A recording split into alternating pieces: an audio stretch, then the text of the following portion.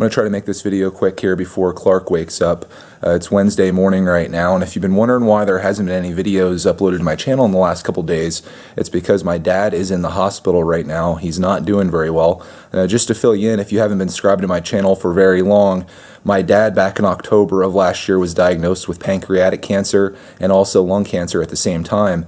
In the last 5 or 6 months, he's been fighting it pretty well. He's been doing chemotherapy, he's been doing radiation, and he's been doing a good job. The only downside is his weight's been going down quite a bit just for the fact that he's not really having an appetite.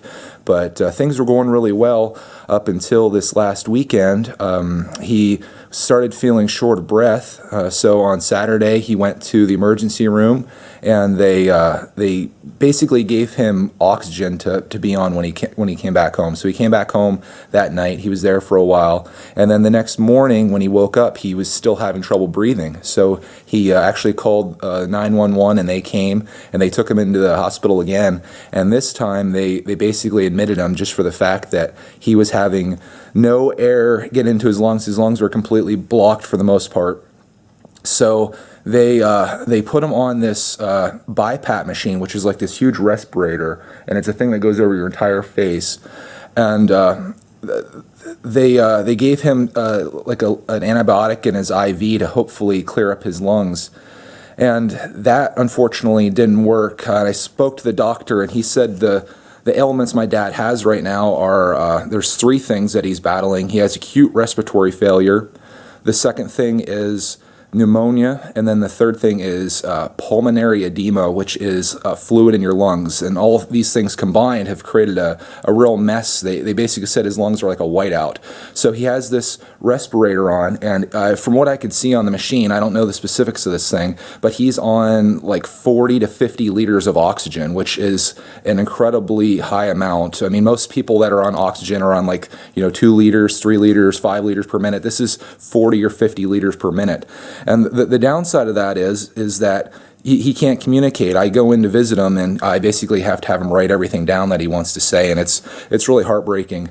But just to continue with the story, that first day they did the antibiotics and the IV, and that really had no effect. So the second day, the doctor told me this would be like a day or two before they could figure out if this was going to work or not. The second day, they gave him a steroid that would hopefully help, and that was yesterday. So Monday they were doing the antibiotics, that didn't work, and then Tuesday was the steroid. In fact, the antibiotic actually things were worse after that. He was on that machine, it was at 50% capacity, and then the doctor told me yesterday that it was now at 75%, so it's actually gotten a little bit worse.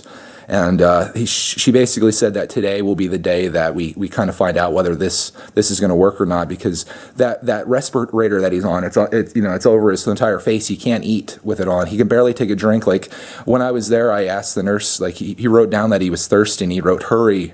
exclamation point.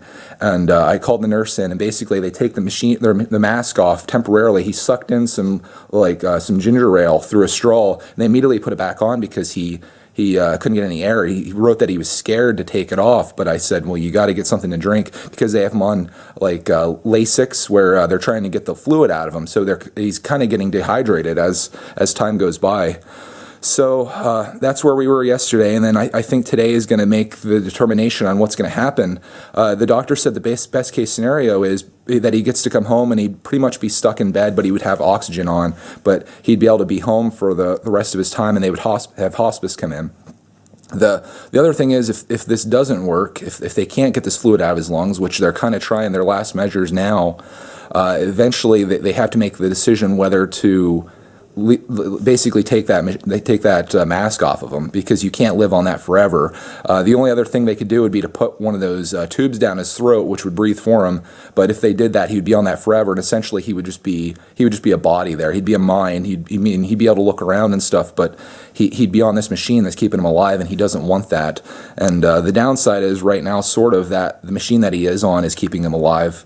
So it's a really tough thing, and it's just an awful thing to deal with. I mean, when I go in there, all you see him, like when I walked in, he was just sleeping, and it's just like that, and his whole chest and everything's going up and down, and I can tell he's pretty upset, and it's it's a terrible situation, and just having him write everything, it sucks. But I kind of wanted to share this because I think there's probably other people that have gone through this in the past and maybe going through it now, and I think it's worthwhile to share. And I tell people on this channel that, it's easy to share the good stuff when things are happening, and you're having a baby and he's smiling at the camera and stuff, but real life happens too, and it all should be treated equally. So that's what's been going on this last week, and I just wanted to update you on that. So I'll keep you updated here today, and hopefully I can make a video of my dad at home again, and that's what he really wants. And that's the worst thing that he wrote. He wrote, "I want to die at home," and